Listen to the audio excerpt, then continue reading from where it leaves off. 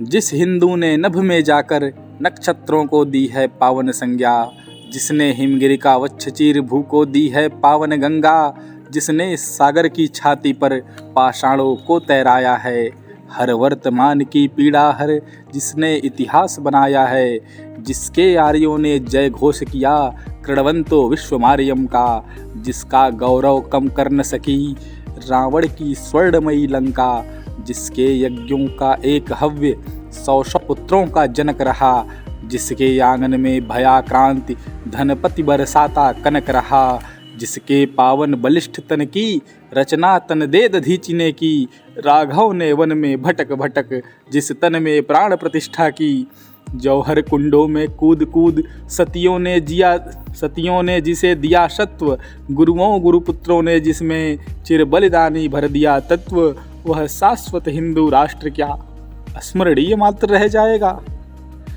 इसकी पावन गंगा का जल क्या नालों में बह जाएगा? इसके गंगाधर शिव शंकर क्या ले समाधि सो जाएंगे? इसके पुष्कर इसके प्रयाग क्या गर्त मात्र हो जाएंगे? यदि तुम ऐसा नहीं चाहते तो फिर तुमको जगना होगा और हिंदू राष्ट्र का बिगुल बजाकर दानव दल को दलना होगा।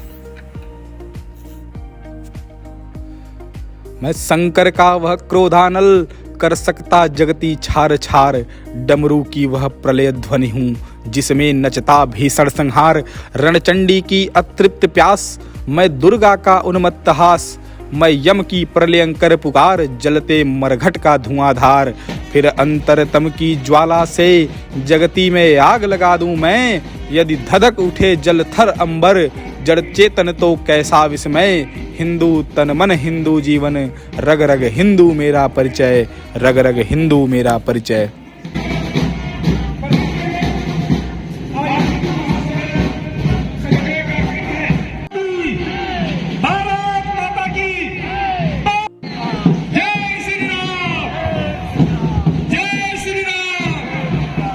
जी से सादर निवेदन है कि कृपया स्थान ग्रहण करेंगे, साथ में अन्य आगंतुक जन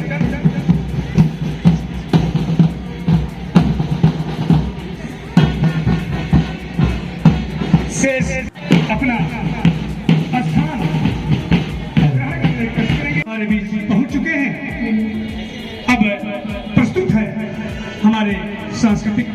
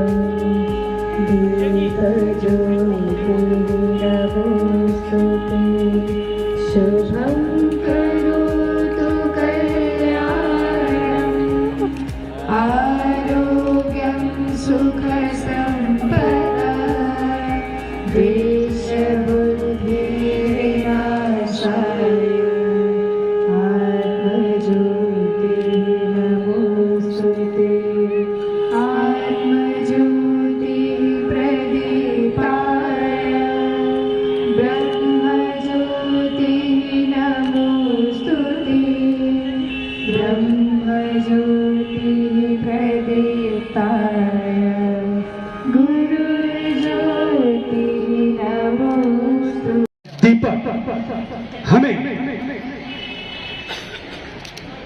अंधकार से प्रकाश की ओर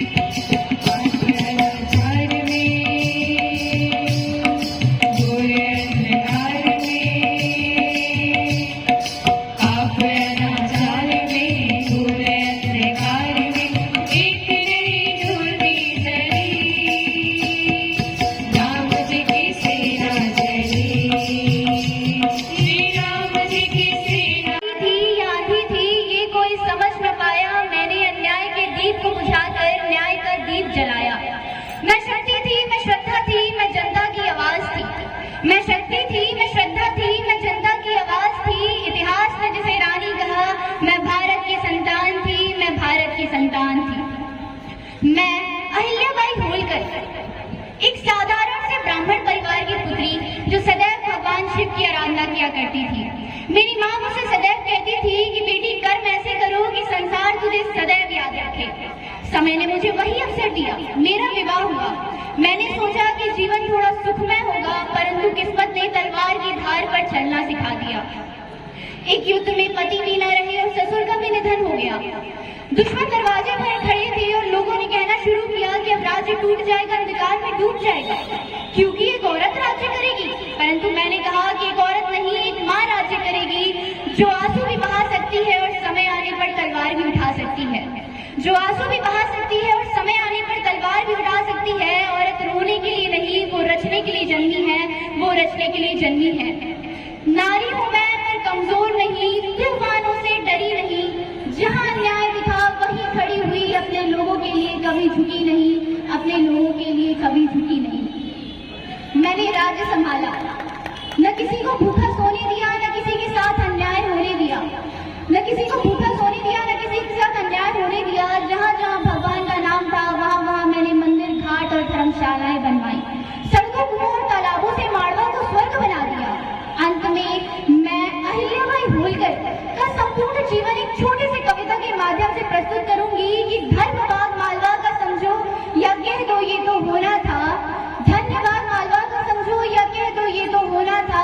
अहिल्या पत्थर बनी थी पहले, अब हर पत्थर अहिल्या होना था, अब हर पत्थर अहिल्या होना था। पति पुत्र का साथ था थोड़ा, मल्हार ससुर ने साथ न छोड़ा। पति पुत्र का साथ था थोड़ा, मल्हार ससुर ने साथ न छोड़ा। और जब महेश्वर राजधानी बसाई तब लगा गंगा स्वयं नर्मदा पर आई। पेशवा के लश्कर को जिसने एक चिट्ठी से डरा दिया, पेशवा के लश्कर को जिसने एक चिट्ठी से डरा दिया। उजड़ गए थे धर्म के मंदिर फिर से जिसको सजा दिया।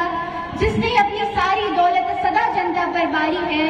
आज बनी हूँ मैं वही अहिल्या जो सब जन के मन को प्यारी है, सब जन के मन को प्यारी है। अंत में नमः पार्वती पते हर हर महादेव। तोड़ी थी उसने तलवार से, डराने की हिम्मत आज भी कमजोर दिलों को मजबूत बनाती है। जो मुर्दों में भी जान डाल दे उसकी ऐसी कहानी थी। वे कोई और नहीं बल्कि हमारी झांसी की रानी लक्ष्मीबाई थी। बुंदेले हथौड़ों के मुख हमने सुनी कहानी थी। खूब लड़ी मर्दानी वो तो झांसी वाली रानी थी, झांसी वाली रानी थी। मैं झांसी की रानी, रानी लक्ष्मीबाई। मेरा तलवार ही मेरा लहजा है, मेरा साहस, मेरा स्वाभिमान ही मेरी पहचान है। और जब तक मेरे शरीर में प्राण शेष है तब तक मैं नहीं झुकने दूंगी अपनी झांसी का स्वाभिमान, ना ही होने दूंगी अपनी मातृभूमि का अपमान। मैं गुलामी में जीने की अपेक्षा युद्ध के मैदान में मरना पसंद करूंगी। मैं मर कर नहीं जीती, मैंने जी कर भी जीत ली थी और मर कर भी जीत ली थी। संपूर्ण भारत लड़ेगा और सब मिलकर अखंड भारत का निर्माण करेंगे। वह भारत जो समुद्र के उत्तर और हिमालय के दक्षिण में है।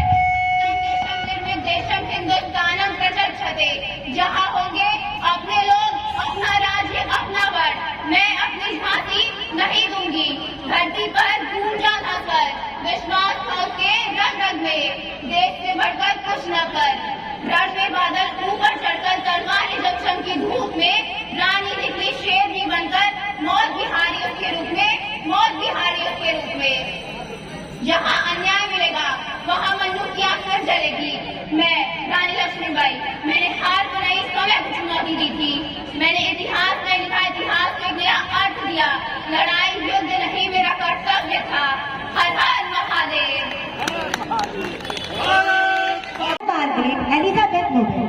मेरा जन्म 28 अक्टूबर 1867 को आयरलैंड में हुआ था। मैंने संगीत एवं कला में अच्छा ज्ञान हासिल किया। मेरे जीवन का निर्णायक मोड़ उस समय आया जब 1895 में मेरी मुलाकात स्वामी विवेकानंद जी से लंदन में हुई। स्वामी जी के उदार दृष्टिकोण एवं स्नेहाकर्षण ने मेरे मन में यह बात पूरी तरह से बैठा दी कि भारत ही मेरी वास्तविक कर्मभूमि है। इसके 3 साल बाद अर्थात 1898 में मैं भारत आई और स्वामी जी ने ब्रह्मचारिणी व्रत की दीक्षा देकर मेरा नाम निवेदिता रखा। अपने गुरु की प्रेरणा से मैंने लड़कियों के लिए स्कूल खोला। निवेदिता स्कूल का उद्घाटन श्री रामकृष्ण परमहंस जी की जीवन संगिनी मां शारदा ने किया था। मां शारदा ने सदैव मुझे अपनी पुत्री समान किया एवं मेरे बालिका विद्यालय के प्रयासों में हमेशा मुझे प्रोत्साहित किया। शिक्षा के क्षेत्र में मैं उस समय इसलिए उठी क्योंकि समाज के संघात लोग भी अपनी लड़कियों को स्कूल भेजना पसंद नहीं करते थे। मैंने भारत में स्वतंत्रता संग्राम सेनानियों एवं क्रांतिकारियों का सहयोग एवं समर्थन किया। 1899 में आए प्लेग की महामारी में मैंने अपनी जान जोखिम में डालकर मरीजों की सेवा की। रामकृष्ण परमहंस मिशन को बल दिलाने के लिए मैंने इंग्लैंड, फ्रांस, अमेरिका आदि देशों की यात्रा की। जय हिंद, जय भारत। हर युग में एक धर्म युद्ध हुआ है, सत्य और असत्य के बीच, जैसे श्री राम और रावण के बीच, पांडवों और कौरवों के बीच, और आज राजपूतों और खिलजियों के बीच। और हर युग में जीत केवल सत्य की हुई है। जब जब दुनिया में अंधकार बढ़ा, तब राजपूत योद्धाओं ने ज्वाला की तरह जलकर अपना बलिदान दिया, मगर धर्म को बुझने ना दिया। अगर आज रणभूमि में हमारे भी अमर भी हो जाए, तब भी शत्रु जीतेगा नहीं। अब चित्तौड़ में एक और लड़ाई होगी, जो ना कभी किसी ने देखी होगी ना सुनी होगी, और वो लड़ाई शख्स हथियारियां लड़ेंगे।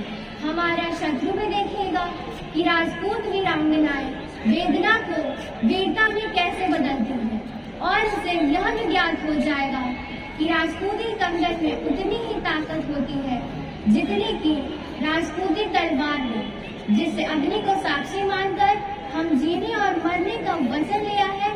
आज उसी पवित्र अग्नि को फिर जलाएंगे और सौंप देंगे अपने आप को उस आग को, और मिलकर जौहर करेंगे।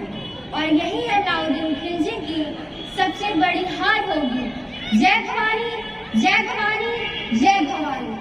भारत माता की हूँ, तलवार हूँ, भालों और तोपों का वार हूँ, उपकार हूँ, हुंकार हूँ, शत्रु का संहार हूँ। मैं हूँ गोंडमाना की रानी दुर्गावती, राजपूत वंश में जन्मी। बचपन से ही मुझे घुड़सवारी, धनुर्विद्या और युद्ध कला का अभ्यास कराया गया। वीरता मेरे रक्त में थी और प्रजा की सेवा करना मेरा धर्म। पति दलपत शाह के देहांत के बाद मैंने अकेले ही गोंडमाना की बागडोर संभाली। मेरी प्रजा मेरा परिवार था और उनकी सुरक्षा करना मेरा सबसे बड़ा कर्तव्य। जब गंभीर चोटें आई, तब भी मैंने अपने सिपाहियों को आदेश दिया कि हम अपने आखिरी सांस तक लड़ेंगे। मैंने अपने आत्मसम्मान और राज्य की स्वतंत्रता के लिए अपना जीवन बलिदान कर दिया, परंतु पराजित कभी नहीं हुई, क्योंकि जो देश के लिए मरते हैं वही इतिहास में अमर रहते हैं। मेरा आज भी आप सभी से यही संदेश है कि अन्याय के सामने कभी मत झुको। साहस और आत्मसम्मान ही सबसे बड़ी शक्ति है। सृष्टि सृजन को गोद में पालती है, नारी शक्ति हर मुश्किल से लड़ना जानती है। जय हिंद, जय भारत। मैं रानी अबक्का, उल्लाल की रानी, जो समुद्र के लहरों से भी ज्यादा दृढ़ और साहसी हूँ। पुर्तगाली आक्रांतियों ने मेरे पवित्र धरती पर कदम रखा, सोने चांदी की मांग की और मेरे लोगों को दास बनाना चाहा। लेकिन सुनो, यह धरती मेरी माँ है और मैं उनकी वीर बेटी। मैंने तलवार उठाई, उनके जहाजों को आग लगा दी और समुद्र की गहराई में उनको ढकेल दिया। हमारे पूर्वजों ने यह भूमि बनाई जहाँ नदियाँ गाती हैं, पहाड़ गर्व से खड़े हैं और हवा में स्वतंत्रता की गंध है। मैं अकेले नहीं हूँ, मेरे साथ मेरे वीर योद्धा, मेरी बहादुर महिलाएं और मेरी धरती का टूट रोष है। पुर्तगाली तोपों और जहाजों से मैं नहीं डरती, क्योंकि मेरी इच्छा शक्ति और सच्चाई से बड़ा कोई हथियार नहीं। मैं लड़ूंगी, जीतूंगी या मरूंगी, लेकिन कभी झुकूंगी नहीं। भारत माता की जय। जिस मंच पर नारी नहीं, इतिहास की जीवन चेतना बनकर खड़ी। मैं हूँ राजमाता जिजाबाई। मैं सिर्फ एक माँ नहीं, मैं उस ज्वाला का नाम हूँ जिसने इतिहास की चिंगारी को महायज्ञ बनाया। मैंने अपने जीवन को सुखों के पड़लों पर नहीं तोला, मैंने उसे राष्ट्र, धर्म और कर्तव्य के तराजू पर रखा। संसार में चारों तरफ जब अंधकार का अधिकार था, तब मैंने दीप नहीं, मैंने सूरज जलाया। मैंने अपने पुत्र को अपनी गोद में नहीं सुलाया, मैंने उसे इतिहास की गोद में सौंप दिया। मैंने शिल्पा को कहानियां नहीं सुनाई, मैंने उसे सिंह की गर्जना सुनाई। मैंने उसे बताया कि ये धरती किसी बादशाह की जागीर नहीं, कि हमारी मातृभूमि है और मातृभूमि को मुक्त कराना ही सच्ची भक्ति है। इतिहास एक प्रश्न पूछता है, क्या कभी किसी साम्राज्य को एक स्त्री से डर लगा है? हाँ, मुगलों को लगा था, और वो स्त्री हूँ मैं, राजमाता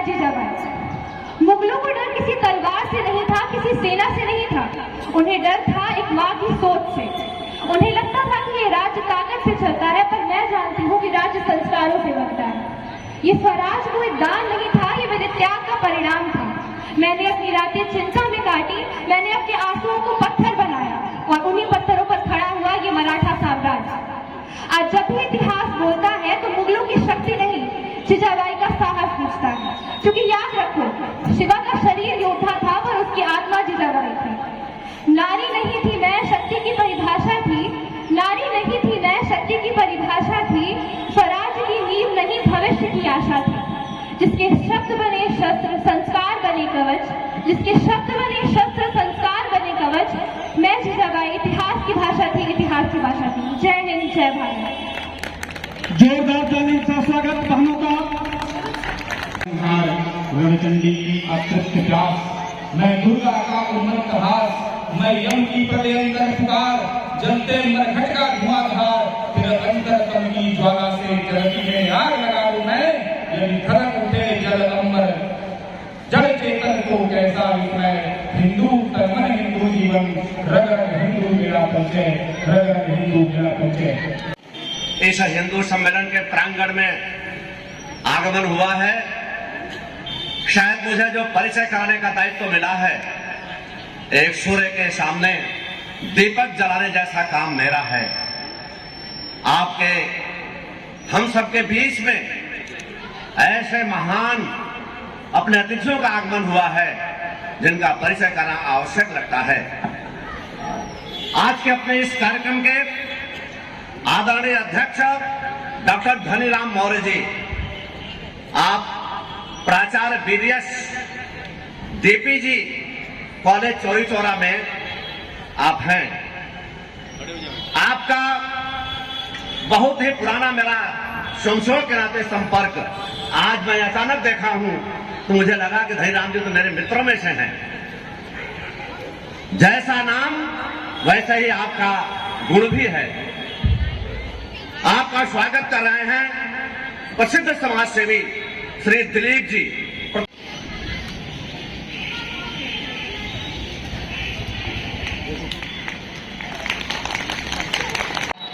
ब्रह्मा कुमारी बहन कंचन जी, वरिष्ठ राजयोग शिक्षिका तथा प्रेरक वक्ता, आप विभिन्न समाज सेवा संस्थानों से जुड़ी हुई हैं। आपके स्वागत के लिए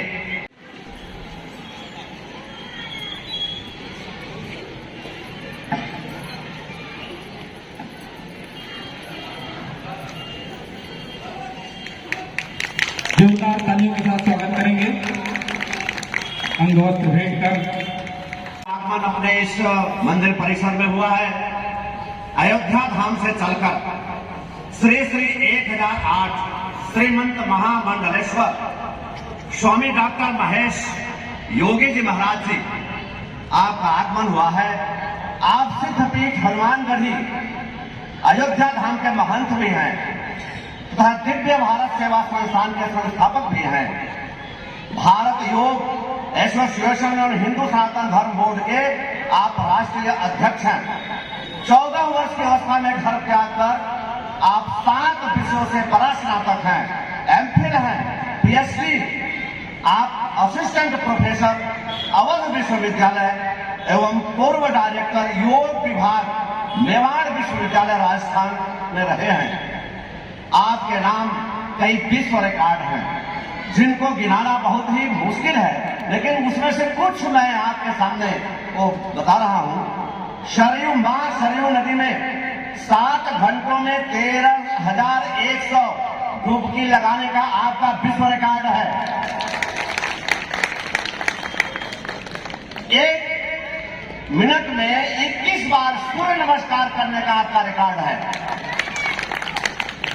51 घंटे अनवरत कपाल भाती करने का आपका भी विश्व रिकॉर्ड है।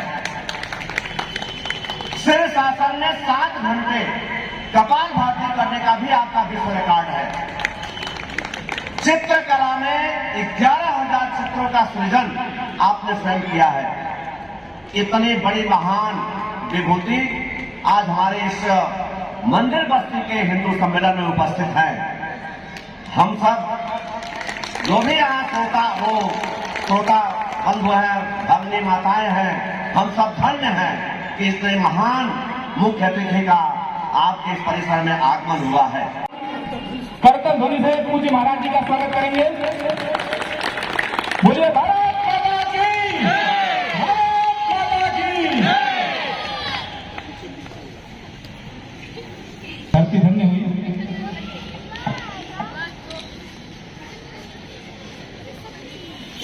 श्रीफल होगा, श्रीफल।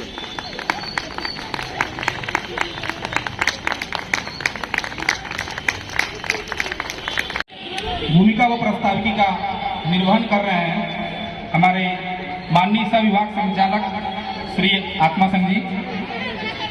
अतिथि वर्षों से मुगलों का आक्रमण, 200-250 वर्षों तक लगातार अंग्रेजों के आक्रमण से भारत की आत्मा, यहाँ की रहने वाली जो संतति है वह टूट चुकी थी। उसी कालखंड में पुजरी डॉक्टर साहब, जिनका जन्म 1889 में नागपुर में हुआ, अपने अतीत, अपने गौरव को देखकर उनको यह भान हुआ कि वास्तव में सब कुछ संपन्न होते हुए भी इस देश के अंदर चरित्रवान, अनुशासित ऐसे लोग खड़ा होना चाहिए, ऐसे संगठन की आवश्यकता है। क्योंकि स्वामी विवेकानंद और महर्षि अरविंद के विचारों को ध्यान में रखकर महर्षि विवेकानंद का कहना था, अगर इस देश के वासी कुछ वर्षों तक अपने देवी देवताओं को एक बार भूल जाएं, लेकिन अगर कुछ वर्षों तक लगातार भारत माता की पूजा में लीन हो जाए तो शायद फिर से इस भारत माता का गौरव दुनिया में प्राप्त हो सकता है। आज आवश्यकता इस बात की है, यह जो समाज विभिन्न प्रकार के धर्म पंथ मतों में बटा हुआ है, जिसके कारण समाज टूट रहा है, एक बार हम सब लोगों को भारत माता की आराधना में लगना चाहिए। उसी के लिए राष्ट्रीय स्वयंसेवक संघ के संस्थापक को लगा कि वास्तव में हमें कुछ सुसंगठित ऐसा एक संगठन खड़ा करना चाहिए जिसके बल पर इस देश के इस गौरव को आगे चलकर किसी भी प्रकार से उसको सुरक्षित किया जा सके। बाल्यकाल से ही पूज्य डॉक्टर साहब क्रांतिकारियों के बीच में रहकर देश के लिए अनेक प्रकार के क्रांतिकारियों के संपर्क में रहकर, और जैसे भी इस देश के लिए, क्योंकि उसमें स्वतंत्रता की आंधी चल रही थी, इस देश को कैसे बचाया जाए, इस देश को कैसे स्वतंत्र किया जाए, क्रांतिकारियों के उस बुलंद आवाज से देश तो स्वतंत्र हो जाएगा, लेकिन आगे चलकर देश अक्षुण्ण कैसे होगा, फिर इसकी स्वतंत्रता कैसे अक्षुण्ण रहेगी, कौन इस देश समाज राष्ट्र के लगातार खड़ा होना होगा। उनको आगे चलकर पढ़ाई पूरी करने के बाद ऐसी आवश्यकता पड़ी कि एक संगठन की आवश्यकता है। 1925 में विजयदशमी के दिन राष्ट्रीय स्वयंसेवक संघ की स्थापना पूज्य डॉक्टर साहब अपने कुछ मित्रों के साथ करते हैं। भाव यही था कि जो भारत माता हमारी जगत जननी भारत माता है, इनके लिए कुछ देशभक्त राष्ट्रभक्त तैयार होने चाहिए। भाव वही था। धीरे धीरे संगठन के बल पर जो हम लोग शाखा जिसको कहते हैं, संघ की शाखा, 1 घंटे की शाखा में आने के बाद व्यक्ति के जीवन के अंदर जितना परिवर्तन होता है, उनके अंदर अनुशासन, शील, ज्ञान, यानी शारीरिक, बौद्धिक और मानसिक हर प्रकार का जो विकास होता है, वह विकास कर और देश के लिए एक ऐसे सशक्त नागरिक ऐसा खड़ा करना, यह उनका मूल उद्देश्य, शाखा का मूल उद्देश्य ही है। बंधुओं, संघ धीरे धीरे समाज के विभिन्न आरोप प्रत्यारोप को सोचते हुए यह 100वें वर्ष में प्रवेश कर 101वां वर्ष में प्रवेश कर चुका है। आप जरा कल्पना करिए, अनेक ऐसी संस्थाएं शुरू होती हैं, ऐसे संगठन शुरू होते हैं जो 2-4-10 वर्षों के अंदर या तो विलुप्त हो जाते हैं या तो उनके लोग टूट जाते हैं, वो संगठन कई हिस्सों में बंटता है। लेकिन संघ आज तक निरंतर 101वां वर्ष में प्रवेश किया, किसी प्रकार का टूट और विक्षोभ नहीं हुआ। कारण यह था कि संघ की शाखा में आने वाला स्वयंसेवक देश ही सर्वोपरि है, राष्ट्र ही सर्वोपरि है, यह मानकर यह भाव जो उसके अंदर आया, उस भाव से जो प्रेरणा मिली, उस प्रेरणा के बल पर ऐसे अनेक पीढ़ियां अपना संपूर्ण जीवन देश समाज राष्ट्र के लिए दे दिया। कितने आफत आए, कितनी विपत्तियां आई, कई कई संघ के ऊपर प्रतिबंध लगे, लेकिन उस प्रतिबंधों को झेलते हुए, उन अत्याचारों को सहते हुए संघ का स्वयंसेवक परिवार की चिंता न करते हुए समाज और देश और राष्ट्र की चिंता किया। उसमें से यह अवसर आया है। पंच परिवर्तन के माध्यम से देश के अंदर कैसे संपूर्ण समाज को, जो हमारे अनेक ऐसे समाज के लोग हैं जो समाज को बांटने का प्रयत्न करते हैं, वो समाज बटे ना। इसके लिए हमारी सामाजिक समरसता, कुटुंब प्रबोधन, नागरिक कर्तव्य, पर्यावरण और स्व की भावना,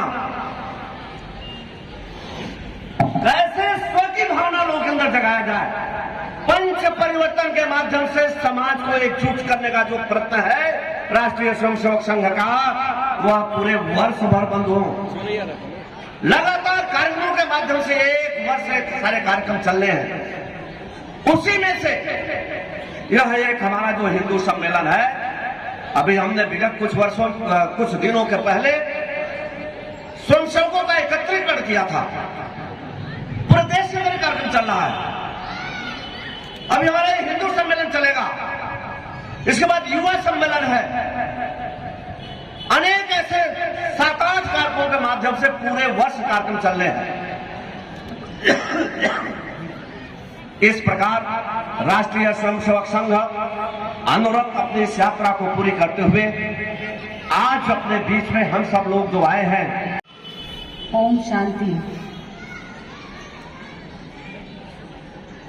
सबसे पहले तो मंचासीन आदरणीय श्री श्री 108 श्री महंत महामंडलेश्वर डॉक्टर स्वामी महेश योगी जी महाराज जी, डॉक्टर धनीराम मौर्य जी, विद्यालय के प्रधानाचार्य और साथ ही साथ सभी शिक्षकगण और सनातन धर्म के सभी भाइयों और बहनों को मेरा सादर प्रणाम। सर्वप्रथम तो संघ के शताब्दी वर्ष जो पूर्ण हुए हैं, उसकी आप सभी भाई बहनों को हार्दिक शुभकामनाएं। और मैं ब्रह्मा कुमारी कंचन, प्रजापिता ब्रह्मा कुमारी ईश्वरीय विश्वविद्यालय के हनुमंत नगर शाखा से आप सभी के समक्ष उपस्थित हुई हूँ। जैसा कि ये ब्रह्मा कुमारी जो संस्थान है, यह एक आध्यात्मिक संस्था है जो विश्व की एकमात्र ऐसी संस्था है जो महिलाओं द्वारा संचालित है। और यहाँ का जो मुख्य सब्जेक्ट है वो है राजयोग, जिस राजयोग का जिक्र हम सभी श्रीमद् भगवद गीता में भी सुनते आए कि कैसे जब अर्जुन युद्ध के मैदान में पहुंचे और वो विक्षोभ से हो गए थे, हताश से हो गए थे, तो श्री कृष्ण ने कैसे उनका मार्गदर्शन किया और वो फिर सशक्त बने और महाभारत में विजय प्राप्त की। तो यहाँ का मुख्य है राजयोग। राजयोग जिसके द्वारा हम अपने मन को कैसे व्यर्थता और नकारात्मकता से बचा के रख सकते हैं, वो विधि सिखाई जाती है, वो शिक्षा दी जाती है। गीता जात का झलक उन्होंने हमें दिखाया और स्मृति दिलाई कि कैसे हमने अपने देश की सुरक्षा की, अपने धर्म की रक्षा की। क्योंकि जब हम अपने धर्म की रक्षा करेंगे तभी धर्म हमारी भी रक्षा करेगा। क्योंकि धर्म अपने आप में एक ताकत है, एक शक्ति है, और उस उस शक्ति से अगर हम अलग होते हैं तो फिर हमारी हार हो जाती है। इसीलिए हमें अपने धर्म को नहीं भूलना है, अपने धर्म की जागृति में रहना है, तभी हमारी विजय हुई पड़ी है। और हमारा भारत देश तो वैसे ही इसको देवों के देव महादेव की भूमि कही जाती है, 33 करोड़ देवताओं का वास बताया जाता है। तो हम सभी कितने भाग्यशाली हैं कि हम ऐसे भूमि पर हमारा जन्म हुआ। हम सभी ऐसे भूमि के वो पुष्प हैं, तो हमारा भी दायित्व बनता है कि हम अपने उस गुलों की खुशबू से सबको महकाएं और अपनी संस्कृति को, अपनी सभ्यता को कायम रखें, उसे लुप्त ना होने दें। क्योंकि आज कहीं ना कहीं हमारी संस्कृति थोड़ी पीछे की तरफ जा रही है। अगर हम थोड़ा गौर करें तो आज साइंस बहुत आगे आ गया है, टेक्नोलॉजी बहुत बढ़ गई है। टेक्नोलॉजी को यूज करना, साधनों को यूज करना ये बुरी बात नहीं है। ये अच्छा है कि हम समय के अनुसार चल रहे हैं, समाज के अनुसार चल रहे हैं, लेकिन इन सभी को यूज करते हुए, सारे संसाधनों का इस्तेमाल करते हुए अपनी जड़ों को भी हम पकड़ के रखें। क्योंकि वृक्ष या टाल टालियां, पुष्प या फल तभी तक वो जीवंत है जब वो अपनी जड़ों से जुड़े हुए हैं। लेकिन जैसे ही वो अपने जड़ से अलग होते हैं, उनका अस्तित्व खत्म हो जाता है। तो इसलिए हमें अपने अस्तित्व की संभाल करनी है। इन्हीं शब्दों के साथ मैं ब्रह्मा कुमारी इस संस्था द्वारा हमें आने का अवसर प्रदान कराया, इसलिए हम आदरणीय प्रधानाचार्य को और समस्त संस्था के लोगों को अपने तरफ से आभारी हैं। ये बहुत ही शुभ अवसर है। ऐसे शुभ अवसर कभी कभी आते हैं और हमेशा। ये हम सबका के बीच एक विचारणीय है, एक सोचनीय भी है कि जितने प्रकार के जीव जंतु हैं, प्राणी हैं, उसमें से मनुष्य सबसे बुद्धिमान और विवेकशील प्राणी माना जाता है। ये सबको अवगत है।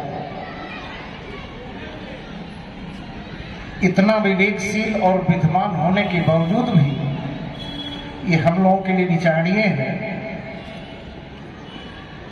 कि उन अनेक प्रकार के विविध जीव जंतुओं और प्राणियों में मनुष्य को सुधारने के लिए, मनुष्य को बनाने के लिए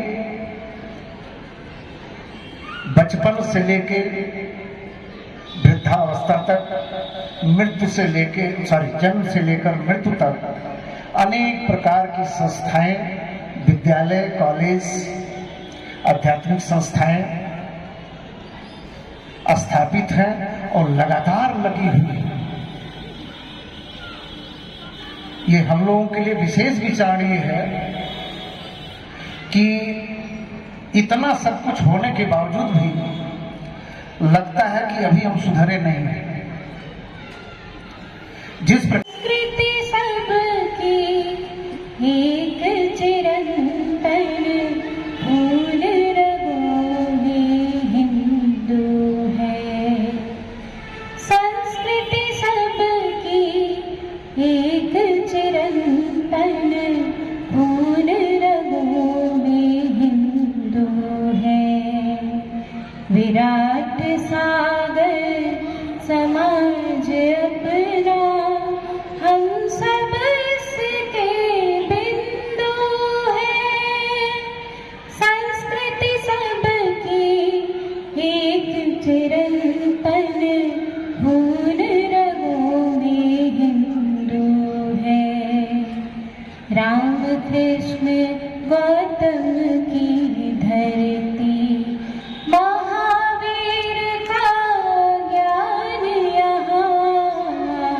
राम कृष्ण गौतम की धरती, महावीर का ज्ञान यहाँ। वाणी खंडन मंडन करती, शंकराचार्य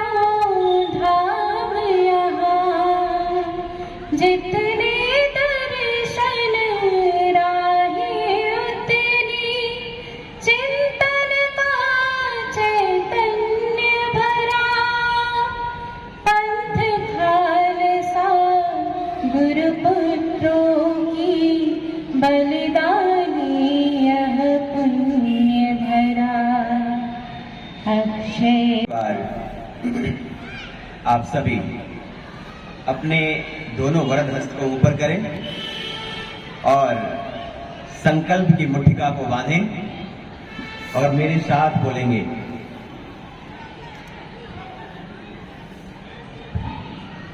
भारत माता की, भारत माता की, भारत माता की, वंदे वंदे वंदे, जय श्री राम, जय श्री राम, जय श्री राम, श्री हनुमान जी महाराज की।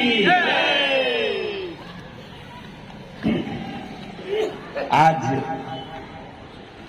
भगवान गुरु गोरक्षनाथ जी की पावन धरा पर मुझ अकिंचन को आने का सौभाग्य प्राप्त हुआ। मैं इस पावन भूमि को नमन करता हूं, वंदन करता हूं।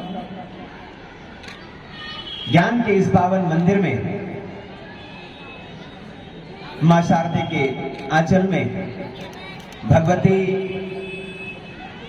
मां भारती के चरणस्थली में आयोजित यह विराट हिंदू सम्मेलन, भारतीय संस्कृति का महाउत्सव,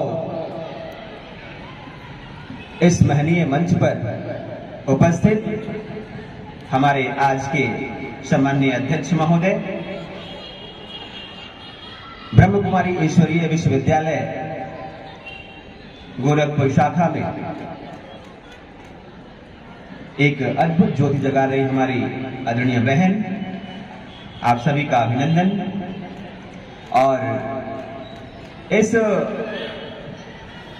संपूर्ण विद्यालय को, इस ज्ञान के इस महामंदिर को एक तपस्वी पुजारी की भांति एक दिशा दे रहे हमारे इस विद्यालय के प्राचार्य महोदय, गोरखपुर के हमारे विभाग के विभाग प्रचारक महोदय, जिला प्रचारक महोदय, उपस्थित समस्त विद्वत शिक्षक बंधु और भारत की जो हमारी युवा पीढ़ी बैठी है, हमारी मातृशक्ताएं बैठी हैं, भारत के भविष्य के रूप में एक श्वेत कमल दल के रूप में हमारे बच्चे बैठे हैं, सभी को अयोध्या की पावन धरा से बहुत बहुत मंगल शुभकामनाएं। आज हम सभी हिंदू और हिंदुत्व की चर्चा के लिए बैठे हैं, भारत के स्वाभिमान की जागृति के लिए बैठे हैं, सनातन संस्कृति की प्रवाहमयी धारा के उन्नयन के लिए बैठे हुए हैं। भारत साधारण भूमि नहीं है, भारत ऋषियों की भूमि है, भारत देवताओं की भूमि है, भारत तर्पण की भूमि है, भारत वंदन की भूमि है, भारत अभिनंदन की भूमि है, भारत वसुधैव कुटुंबकम की भूमि है, भारत सर्वे भवन्तु सुखिनः सर्वे सन्तु निरामया की भूमि है। भारत वह भूमि है जहां से भारत के एक एक युवाओं ने, भारत के एक एक ऋषियों ने, भारत की एक एक मातृशक्ति ने निकल करके दुनिया के पटल पर भारत के स्वाभिमान को, भारत के अस्तित्व को दुनिया के फलक पर दिखाया और हमारा भारत विश्व गुरु के रूप में स्थापित होकर के दुनिया का नेतृत्व करने के लिए सदैव से तत्पर रहा। हमारा वह भारत है। भारत स्वयं में एक वटवृक्ष है जो पूरी दुनिया की श्वास चेतना बन करके, आत्म चेतना बन करके, ज्ञान की धारा बन करके, विज्ञान की धारा बन करके, सनातन की धारा बन करके हर एक अंतःकरण को छूती है, पूरी वसुधा के अंतःकरण को छूती है और लेती उनसे क्या है, जैसे हमारा वृक्ष कार्बन डाइऑक्साइड को ग्रहण करता है और पूरी दुनिया को ऑक्सीजन देता है। उसी तरह से सनातन धर्म, उसी तरह से भारत, उसी तरह से भारत के हिंदुत्ववादी शक्ति पूरी दुनिया को चेतना देने का काम करती है। इसीलिए हम विश्व गुरु के रूप में कहे जाते हैं। जब जब संपूर्ण वसुधा में विषमता आई है, जब जब भारत के स्वाभिमान, भारत के अस्तित्व में खतरा आया है, तब तब कोई न कोई हमारा महापुरुष जगा है, हम आप सभी के बीच से जगा है और भारत के स्वाभिमान को, भारत की अस्मिता को बढ़ाने का काम किया है। भारत के गौरव को और नए भारत के उत्थान के लिए, एक नए भारत के अभ्युदय के लिए भारत की भूमि सदैव काम करती रही है। ये भारत की भूमि भगवान राम की है, ये भारत की भूमि भगवान कृष्ण की है, यह भारत की भूमि भगवान बिरसा मुंडा की है, यह भारत की भूमि जो है अंबेडकर जी की है। ये भारत की भूमि हमारे उन मातृशक्तियों की है जिन्होंने जीजाबाई बनकर के जो है छत्रपति शिवाजी को जन्म दे दिया। यह भारत की वह भूमि गुरु समर्थ राम गुरुदास जी की है जिन्होंने छत्रपति जी को जन्म दे दिया। यह भारत की भूमि जो है हमारे परमहंस जी की है जिन्होंने भारत को स्वामी विवेकानंद दे दिया। भारत के भूमि पर जब जब विषमताएं आई, भारत के महापुरुषों ने भारत के पुरुषार्थ को, भारत के स्वाभिमान को, भारत की युवा शक्ति को जागृत किया। हमारा भारत हर समय समर्थता के साथ खड़ा हुआ और पूरी दुनिया को राष्ट्र की धारा में, विश्व बंधुत्व की धारा में, सनातन की धारा में ला करके विश्व गुरु के रूप में स्थापित किया है। जब हो ही धर्म की हानि, बाढ़े असुर अधम अभिमानी, तब तब ले ही प्रभु ही अवतारा। जब जब अधर्म बढ़ा, जब जब धर्म पर संकट आए, तब तब हमारी कोई न कोई ईश्वरीय सत्ता इस धरा पर आई है और पूरी प्रथा को बांधने का काम किया। त्रेता युग में जब रावण का अत्याचार बढ़ा तो भगवान श्री राम आए और एक अयोध्या से एक अकेला तपस्वी भगवान श्री राम निकलते हैं। पूरी भारतवर्ष की समरसता को स्थापित करते हुए उन्होंने एक व्यक्ति को नहीं चुना, अपने राज्य के लोगों को नहीं चुना, भारत के लोगों को चुना। उन्होंने निषाद राज को अपना मित्र बनाया, माता सबरी के जूठन खाए, जो है पंपापुर में जाकर के सुग्रीव जी से मित्रता की। बानर को, भालू को, कोल को, भील को, वनवासी को, आदिवासी को भगवान राम ने सबको एकत्रित किया और एक अकेला महामानव अयोध्या की पावन भूमि से निकल करके समुद्र तट पर भारत की नारी के स्वाभिमान के लिए, भारत की अस्मिता को जागृत रखने के लिए एक ऐसा विशाल सेना तैयार किया जो अयोध्या की चतुरंगड़ी सेना से हजारों गुना बड़ी थी, जो रावण की सामर्थ्यवादी सेना से हजारों गुना बड़ी थी। और किसके खिलाफ खड़ा किया? चलत दशानन डोलक यवनी, जिसके चलने से पूरी धरती कंपायमान होती थी, उनके सम्मुख भारत का एक युवा पुरुषार्थी, एक मनुष्य शक्ति भगवान श्री राम खड़े होते हैं और खड़ा से अधर्म का नाश करके धर्म की स्थापना करते हैं। ये भारत की भूमि है। भारत की भूमि से हमारे जब द्वापर युग में असुरों का अधम बढ़ा तो भगवान श्री कृष्ण ने सुदर्शन उठाई। आज हम जिस समय सदी काल में हैं, भारत, अगर हम अपने इस युग की बात करें, 1200 वर्षों तक भारत को मुगलों ने, अंग्रेजों ने, डच ने, कुषाण, तमाम ऐसे जो है हमारे अफगानियों ने, ईरानियों ने, डचों ने भारत को गुलाम बनाने का पूर्ण प्रयत्न किया। भारत को लूटने के लिए, भारत की अस्मिता को खंडित करने के लिए काम किया, लेकिन हर सदी काल में हमने उनको चुनौती दी है। भारत के ऋषियों का स्वाभिमान जगा। एक एक ऋषि भारत का स्वयं में भारत बन करके दुनिया का नेतृत्व करने के लिए तत्पर हुआ। लाख योनियों पर अनुसंधान किया, पूरी वसुधा को एक अकेला व्यक्तित्व योग दे दिया। भारत के इसी भूमि पर एक ऋषि महर्षि धन्वंतरी जन्मे, करोड़ों पौधों पर अध्ययन किया, पूरी वसुधा को आयुर्वेद दे दिया। भारत के इसी भूमि पर एक ऋषि महर्षि शूनक जन्मे, नैमिषारण्य में उन्होंने पहला गुरुकुल स्थापित किया, जिस गुरुकुल में 88,000 शिष्य थे और पूरे भारतवर्ष में उनके शिष्यों ने निकल करके 8.5 लाख गुरुकुल की स्थापना की और पूरे भारतवर्ष में शिक्षा की ज्योति जगा दी। आज भारत में 8 लाख गांव हैं। आप परिकल्पना करिए कि हमारे प्राचीन महापुरुषों ने, हमारे ऋषि महापुरुषों ने भारत के एक एक गांव में गुरुकुल की स्थापना की। ज्ञान परंपरा को बढ़ाने के लिए भारत के एक एक गांव में मंदिर की स्थापना की। धर्म परंपरा को बढ़ाने के लिए भारत के एक एक गांव में अखाड़ों का निर्माण किया, अपनी शक्ति को प्रतिबिंबित करने के लिए। भारत वह भूमि है जहां से एक ऋषि भास्कराचार्य जी निकले और संपूर्ण ग्रह नक्षत्रों को लाकर के 10 रुपए के पंचांग में डाल दिया। आप परिकल्पना करिए, आज 21वीं सदी का भारत, आज विज्ञान वाली सदी का भारत, चाहे नासा हो, चाहे इसरो हो, संपूर्ण वैज्ञानिक चंद्रमा की चारों परिधि पर उतरने के लिए तत्पर रहते हैं, करोड़ों वर्गों खर्च करते हैं, लेकिन भारत का एक पुरोधा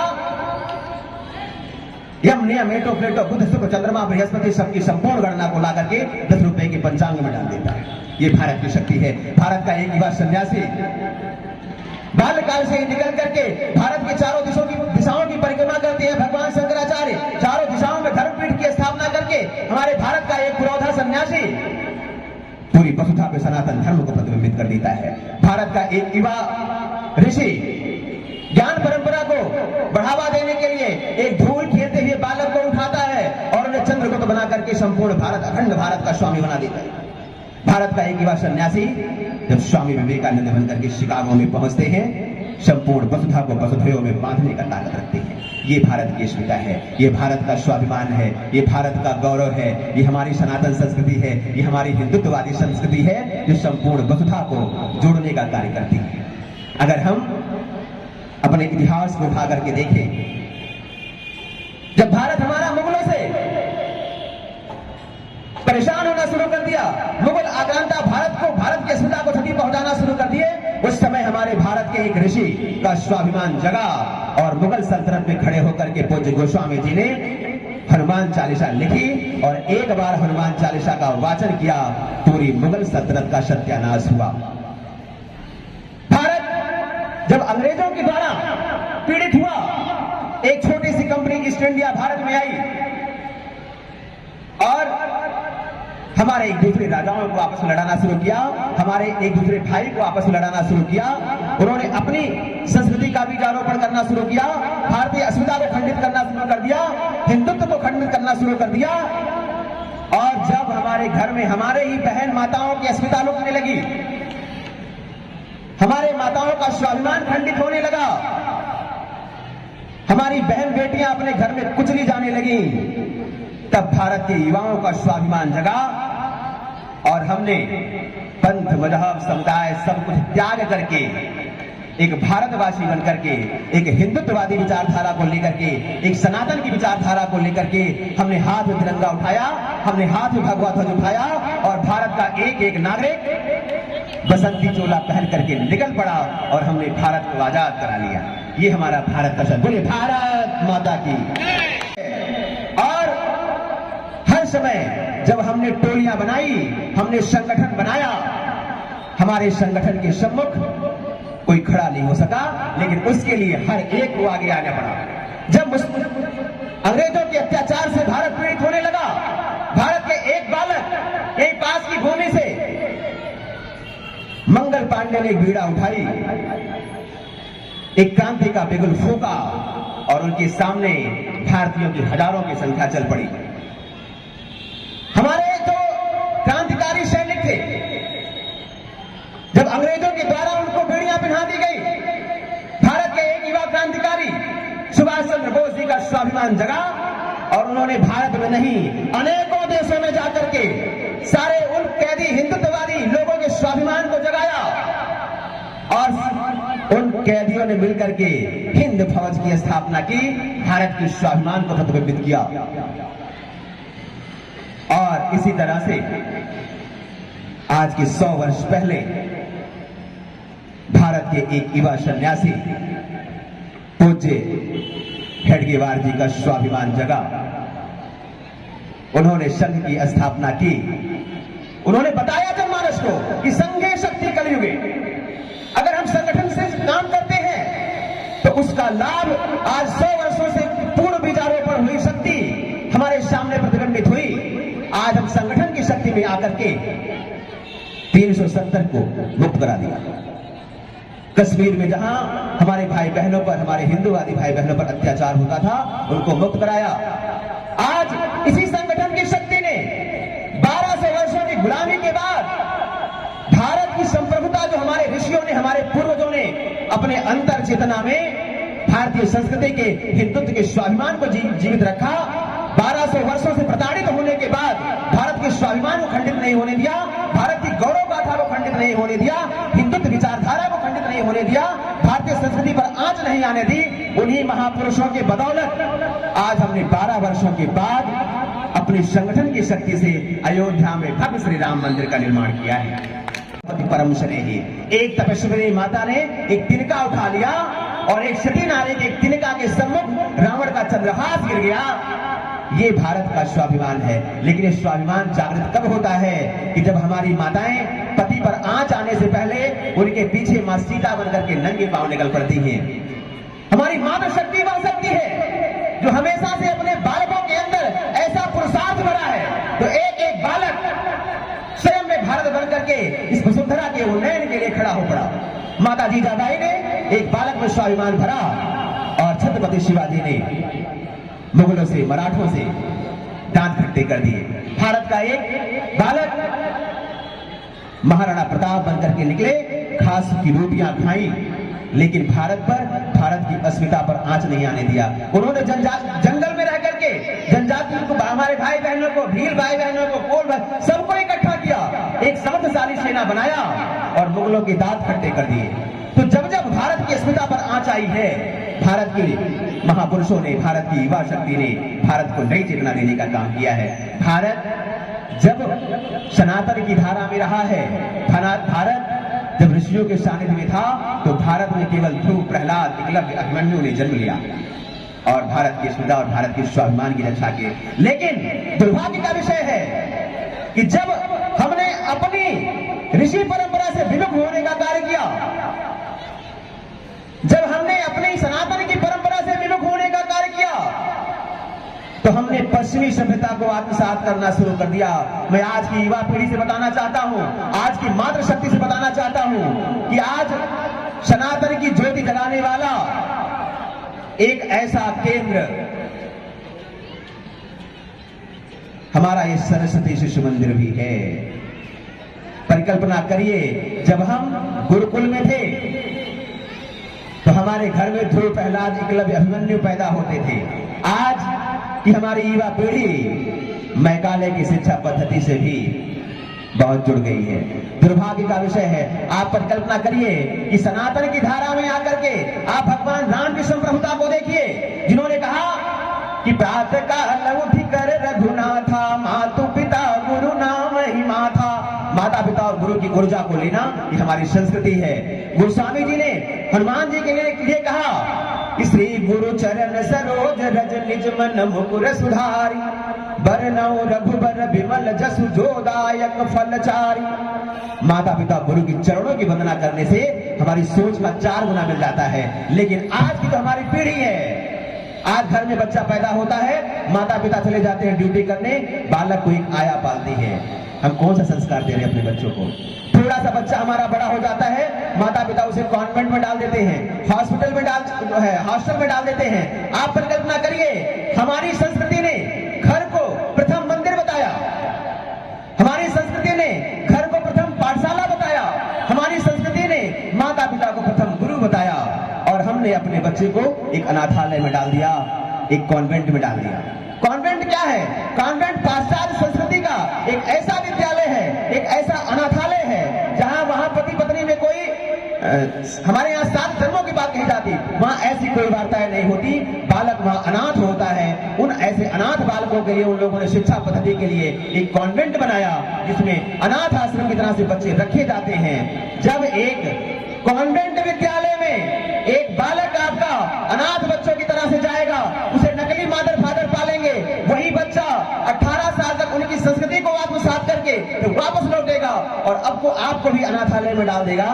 तो गलती किसकी है?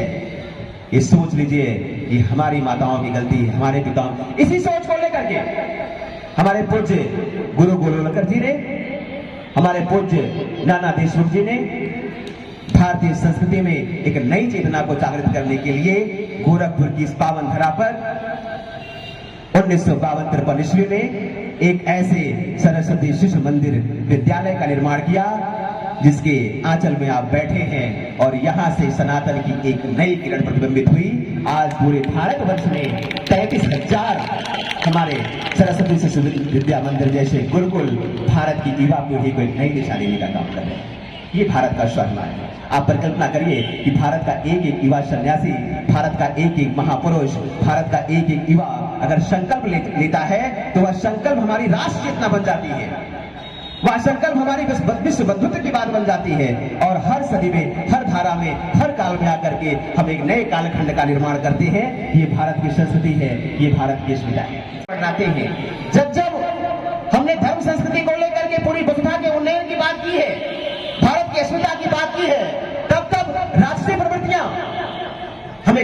करने का काम करती हैं। आज भारत पर फिर वही साया दिखती है मुझे। हम गोरखपुर की धरती के पास है, ये हमारी ये जो सीमाएं हैं ये अलग अलग देशों से मिलती हैं।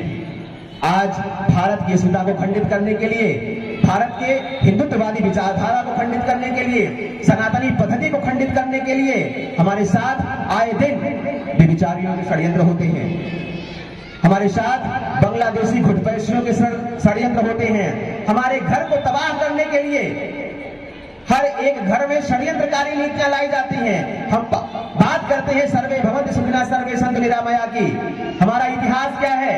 हमारे यहाँ गांव में एक उत्सव होता था, एक विवाह होता था, उसमें एक एक प्राणी का, एक एक परिवार का सुनियोजित रूप से कार्य सुनिश्चित होता था।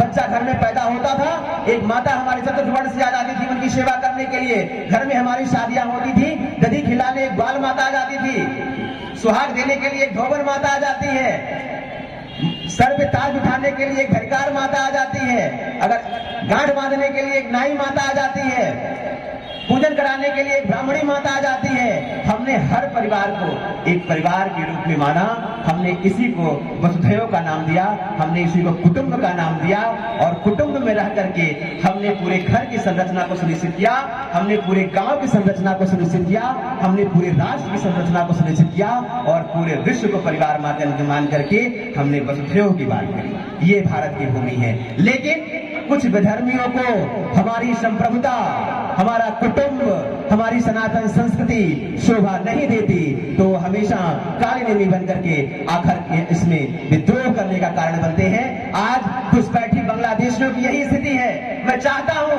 आज इस मंच से आह्वान करता हूं अपनी माताओं के लिए, अपने बच्चों के लिए, कि आज हम अपने घरों में संकल्प लें कि उसी व्यक्तित्व को प्रवेश देंगे जिसके माथे पर चंदन हो, जिनके माथे पर चोटी हो, शिखाएं हो।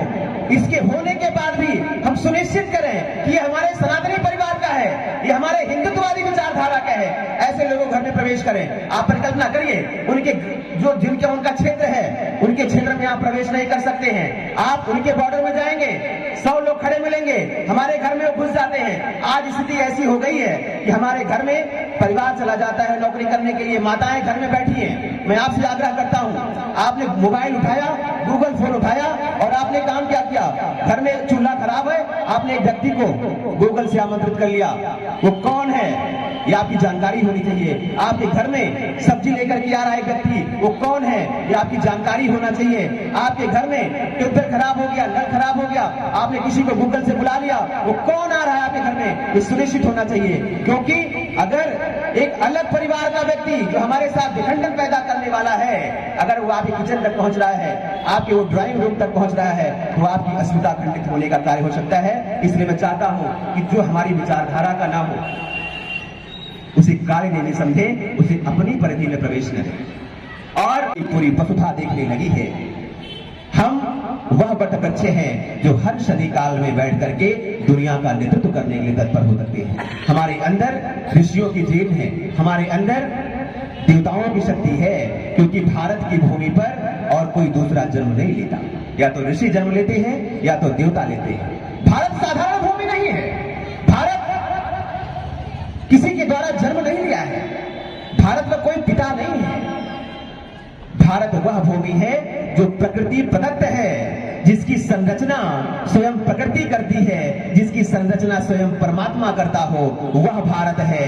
भारत वह भूमि है जो हिंद कुश पर्वत से लेकर के हिंद महासागर तक है, जिसका मस्तक हिंद कुश पर्वत है, जिसके चरण में बैठा हिंद महासागर है। वह प्रकृति प्रदत्त द्वारा, प्रकृति द्वारा निर्मित भारत भूमि है, जो ऋषियों की भूमि है, संतों की भूमि है, ये त्याग की भूमि है, जहां पर हमारे भारत की चेतना ने, हमारी भारत की आध्यात्मिक चेतना हर मनुष्य चेतना में अवतरित होती है, और भारत की एक एक आध्यात्मिक मनुष्य चेतना दुनिया का नेतृत्व करने के लिए खड़ी हो पड़ती है।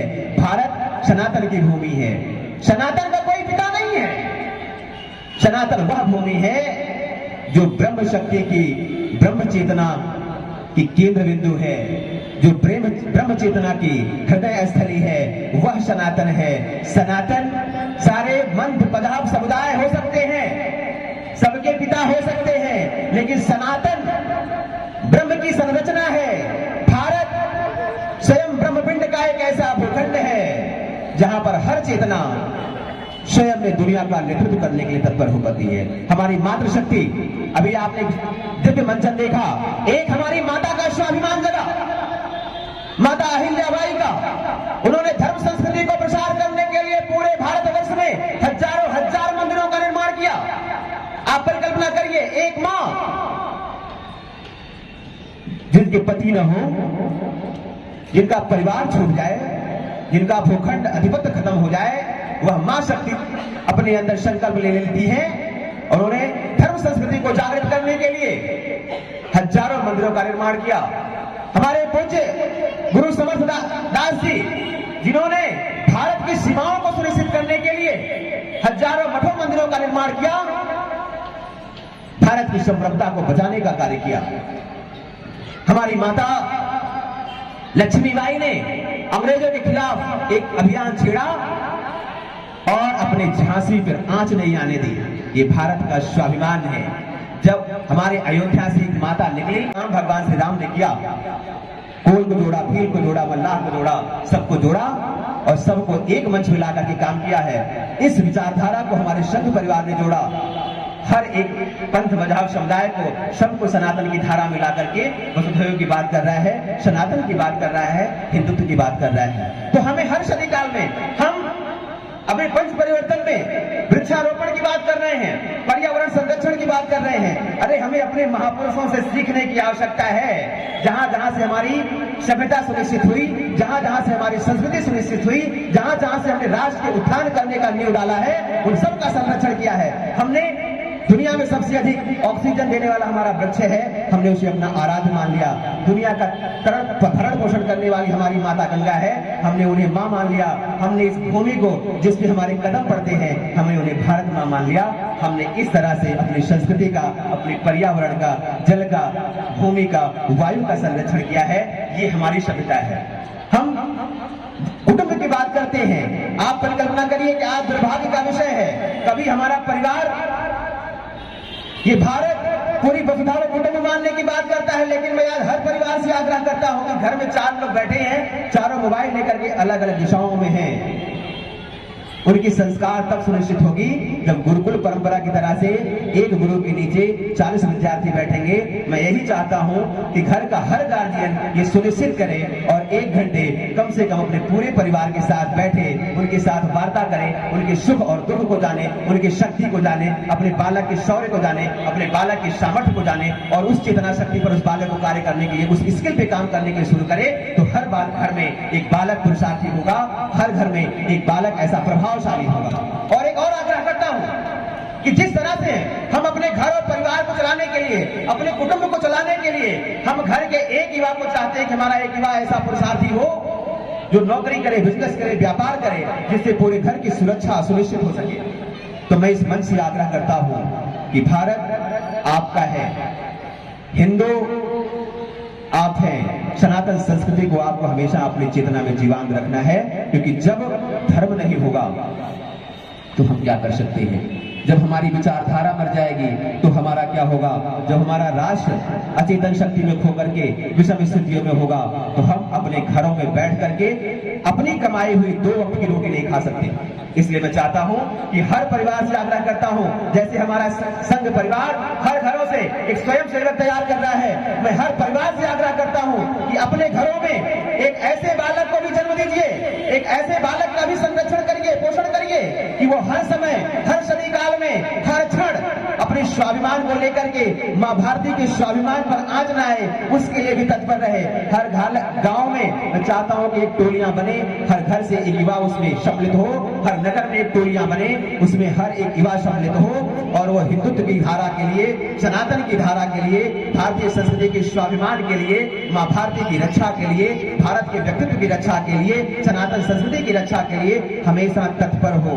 क्योंकि जिस तरह से आपको अपने घर की इकोनॉमी चलाने के लिए एक बालक की आवश्यकता है, उसी तरह से अपने घर को सुरक्षित रखने के लिए, अपने परिवार को 2 वक्त की सही समय पे रोटी देने के लिए भी एक बालक की आवश्यकता है।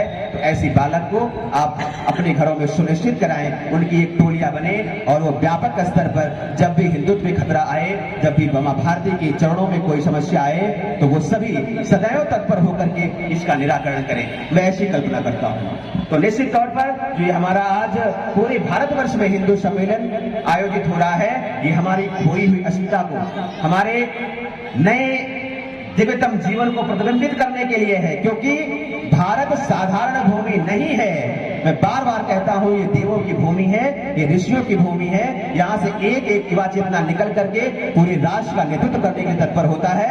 हमारे पूज्य स्वामी विवेकानंद जी ने कहा था कि 21वीं सदी भारत की सदी है, 21वीं सदी सनातन की सदी है, 21वीं सदी हिंदुत्व की सदी है, 21वीं सदी नए भारत का अभ्युदय करने वाली सदी है, 21वीं सदी वसुधैव की सदी है, 21वीं सदी सर्वे भवन्तु सुखिनः सर्वे सन्तु निरामया की सदी है, 21वीं सदी पुनः भारत को विश्व गुरु बनाने वाली सदी है।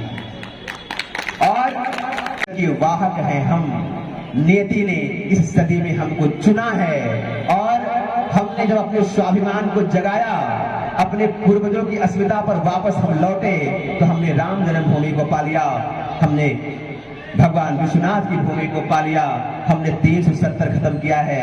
ऐसे बहुत सारे षड्यंत्र जिस तरह से हमारे साथ हुए हैं, उन सारे षड्यंत्रों के खिलाफ हमारी इस युवा पीढ़ी को, हमारे इस युवा चेतना को खड़ा होना है। और भारत जिस पुरातन काल में जाकर के वसुधैव की बात करता रहा, भारत पुरातन काल में जाकर के जिस भारतीय संस्कृति की बात करता रहा, भारत पुरातन काल में जाकर के जिन बालकों के अंदर आध्यात्मिक ऊर्जा को चैतन्य करके एक नए भारत के स्वाभिमान को जीवित करता रहा, हमें उसी भारत के साथ, एक समर्थ भारत के साथ, एक विश्व गुरु वाले भारत के साथ खड़ा होना है। मैं ऐसा इस मंच से आग्रह करता हूं कि आप सभी संकल्प लें कि हम मां भारती के स्वाभिमान के लिए, भारत के गौरव के लिए, भारतीय संस्कृति के रक्षा के लिए सदैव तत्पर हो जाएंगे, क्योंकि जब हम राष्ट्र हैं तभी हम हैं। तो अपने राष्ट्र के स्वाभिमान की जागृति हमारे ऐसी होती रहे।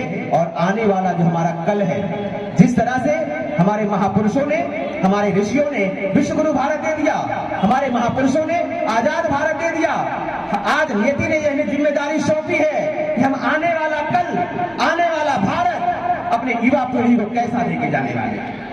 ये नेतृत्व करने का समय ईश्वर ने हमें दिया है। तो इस नेतृत्व काल में हम हिंदुत्ववादी विचारधारा को लेकर के, एक संगठन की शक्ति को लेकर के, सर्वे भवन्तु सर्वे जो है सुखिनः की बात करते हुए सनातन के पथ पर चल करके, ऋषियों की प्रेरणा पद्धति पर चल के अपनी ऊर्जा शक्ति को इतना प्रबंधित करें कि हमारे भारत का एक एक युवा फिर से स्वयं विवेकानंद बनकर के दुनिया का नेतृत्व करने के लिए खड़ा हो। हम ऐसे भारत की परिकल्पना करते हैं। और मैं ये आज इस मंच से दृढ़ता के साथ कहता हूं कि वो समय काल दूर नहीं है।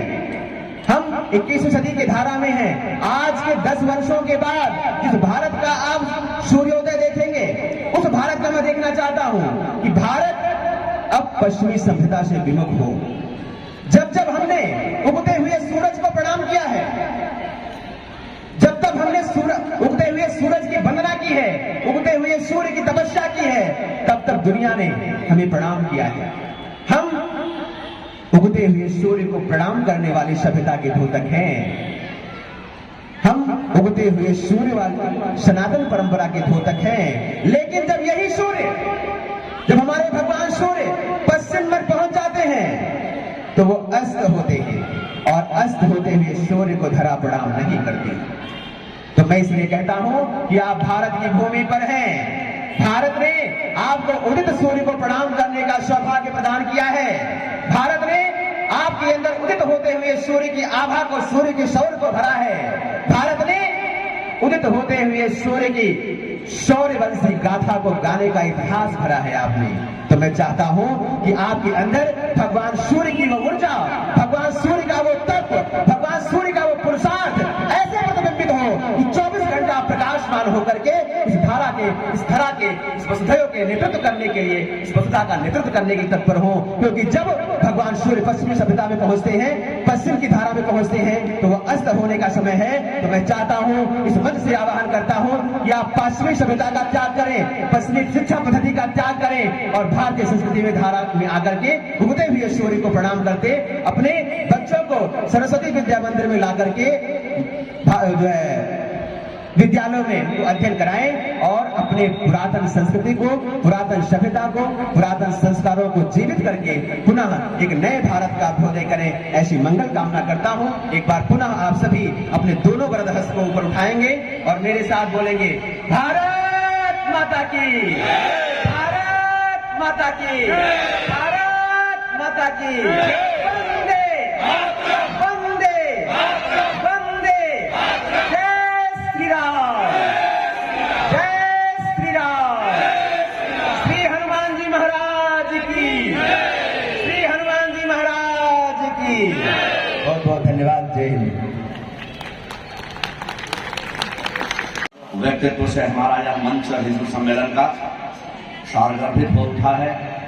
सूरज की रोशनी नहीं दिख रही है, फिर भी इस मंच से जो वाणी का जो आशीर्वचन मिला है, अयोध्या धाम से चल करके हमारे महंत महेश जी महाराज जी का जो आशीर्वचन प्राप्त हुआ है, वास्तव में हम सब आभारी हैं, शब्दों में नहीं कहा जा सकता है।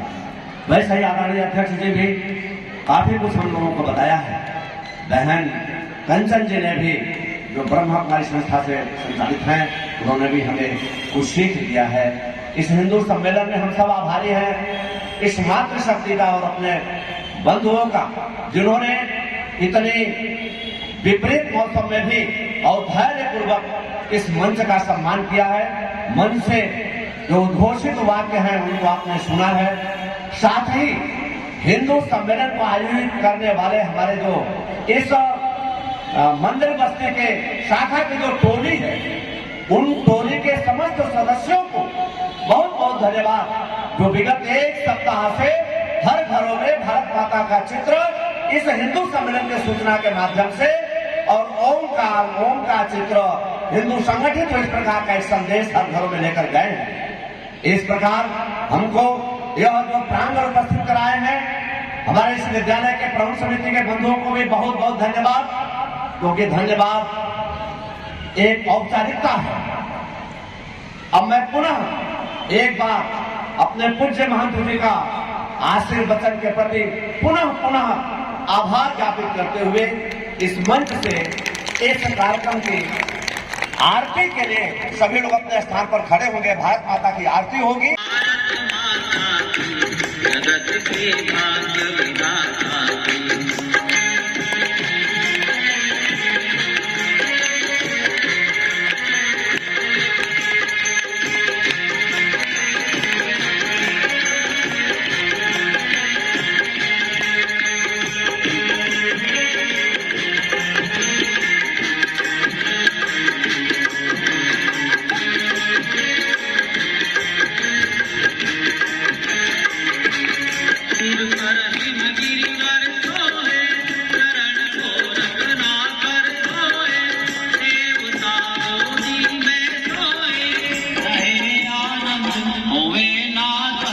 समर्पित चन बोलो जय कोटि प्रदाता जगत के भाग्य विधाता आरती भारत माता जगत के भाग्य विधाता।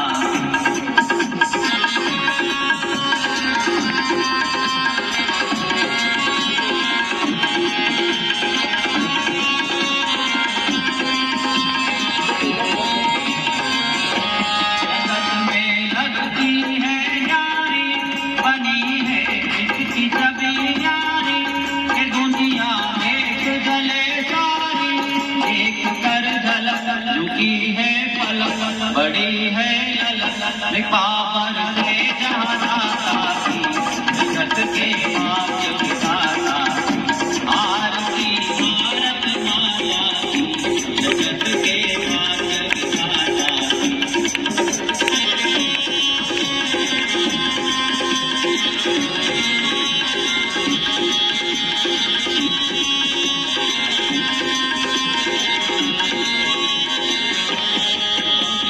गंगा जमुना नहाने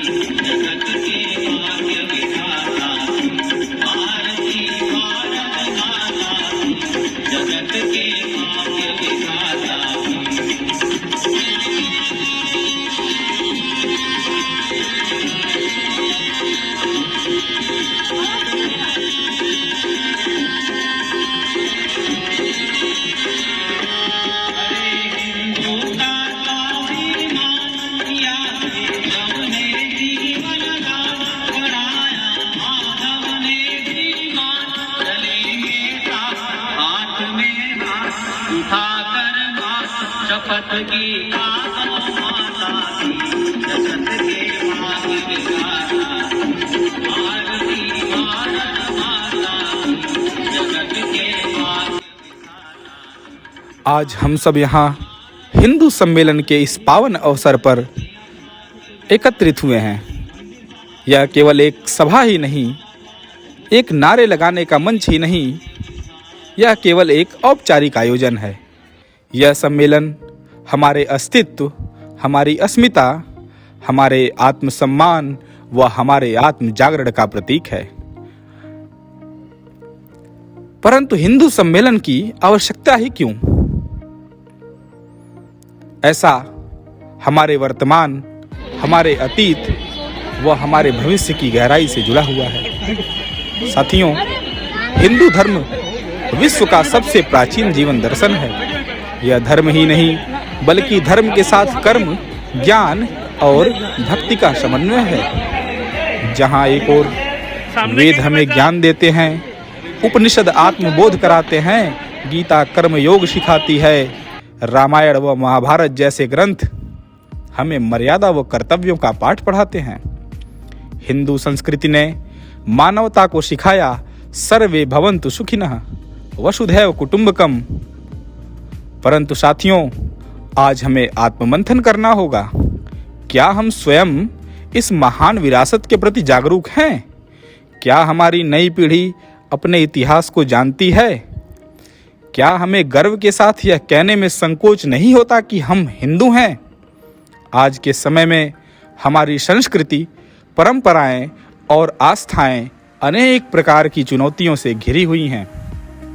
कभी हमारे त्योहारों को प्रदूषण के नाम पर निशाना बनाया जाता है, कभी हमारी आस्थाओं का उपहास किया जाता है, तो कभी हमारे इतिहास को तोड़ मरोड़ कर प्रस्तुत किया जाता है। ऐसे समय में यदि हम संगठित नहीं होंगे, यदि हम अपनी बात मजबूती से नहीं रखेंगे, तो आने वाली पीढ़ियां हमें कभी क्षमा नहीं करेंगी। ऐसे समय में हिंदू सम्मेलनों की आवश्यकता पड़ती है।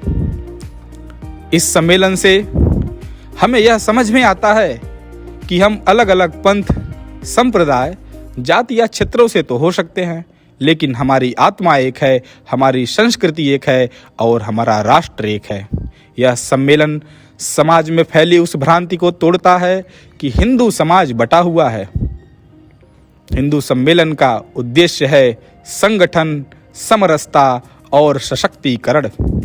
आज का हिंदू सम्मेलन युवाओं के लिए विशेष रूप से आवश्यक है, क्योंकि आज का युवा तेज है, प्रतिभाशाली है, पर कई बार दिशाहीन भी तो हो जाता है। सोशल मीडिया, भौतिकवाद और तात्कालिक सुख उसकी जड़ों से उसे दूर ले जा रहे हैं। हिंदू सम्मेलन युवाओं को यह सिखाता है कि डिग्री के साथ चरित्र भी आवश्यक है, रोजगार के साथ राष्ट्रबोध भी आवश्यक है और अधिकारों के साथ कर्तव्य भी आवश्यक है। यह सम्मेलन आज के युवाओं को बताता है कि शिवाजी महाराज केवल इतिहास नहीं हैं, वे साहस और स्वाभिमान की प्रेरणा हैं। भगवान राम केवल पूजा की मूर्ति नहीं हैं, वे आदर्श पुत्र, आदर्श राजा और आदर्श मानव हैं। स्वामी विवेकानंद केवल सन्यासी नहीं हैं, वे आत्मविश्वास और राष्ट्र जागरण के प्रतीक हैं। साथियों, कुछ लोग कहते हैं कि हिंदू सम्मेलन ही क्यों? मैं उनसे विनम्रता के साथ कहना चाहता हूं कि जब हर विचारधारा, हर वर्ग, हर समुदाय, हर पंथ अपने अस्तित्व की रक्षा के लिए संगठित हो सकता है, तो हिंदू समाज का संगठित होना गलत क्यों ठहराया जाता है? हिंदू सम्मेलन किसी के विरोध में नहीं है, ना ही यह नफरत फैलाता है, ना ही यह किसी प्रकार की हिंसा का समर्थन करता है। यह केवल कहता है कि हम अपनी संस्कृति पर गर्व करते हैं और उसकी रक्षा करना हमारा परम कर्तव्य है। हिंदू सम्मेलन समाज की बुराइयों पर भी प्रहार करता है। यह जातिवाद, छुआछूत, ऊंच नीच, नशाखोरी और सामाजिक कुरीतियों के खिलाफ एक सख्त संदेश देता है, क्योंकि सच्चा हिंदू वही है जो समाज के अंतिम व्यक्ति को भी सम्मान दे। साथियों, आज भारत पुनः वैश्विक मंच पर अपनी अलग पहचान बना रहा है, लेकिन विश्वगुरु तो वही बन सकता है ना जो अपनी आत्मा से जुड़ा हो। बिना संस्कृति के विकास खोखला होता है। आर्थिक प्रगति के साथ सांस्कृतिक चेतना भी आवश्यक है, तकनीकी के साथ तपस्या भी आवश्यक है और शक्ति के साथ सील का गुण होना भी आवश्यक है। आज आवश्यकता है कि हम इस सम्मेलन को केवल एक दिन का आयोजन न बनाएं, बल्कि इसे जीवन की दिशा बनाएं, अपने घरों में संस्कार लौटाएं, अपने बच्चों को अपनी कहानियां सुनाएं और समाज में सकारात्मक संवाद स्थापित करें। मैं इस सम्मेलन के माध्यम से यह कहना चाहूँगा कि हिंदू सम्मेलन कोई राजनीति नहीं, यह राष्ट्र नीति है। यह धर्म की रक्षा नहीं, धर्म के मर्म की रक्षा है। यह किसी के विरुद्ध नहीं, बल्कि अपने अस्तित्व, संस्कृति और भविष्य के पक्ष में है। तो आइए हम सब मिलकर यह संकल्प लें कि हम संगठित रहेंगे, संस्कारित रहेंगे और भारत को उसकी सनातन आत्मा के साथ पुनः विश्वगुरु के पद पर बिठाएंगे। इसी के साथ भारत माता की जय। वंदे मातरम।